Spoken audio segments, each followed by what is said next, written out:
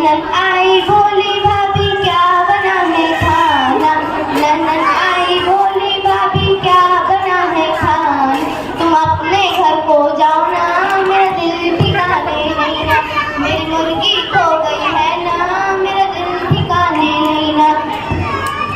शौहर आए बोले बेगम क्या बना है खाना, शौहर आए बोले बेगम क्या बना है खाना। तुम चुप्पे से मुर्गी खाओ ना, मेरा दिल ठिकाने है ना, तुम चुप्पे से मुर्गी खाओ ना, मेरा दिल ठिकाने है ना।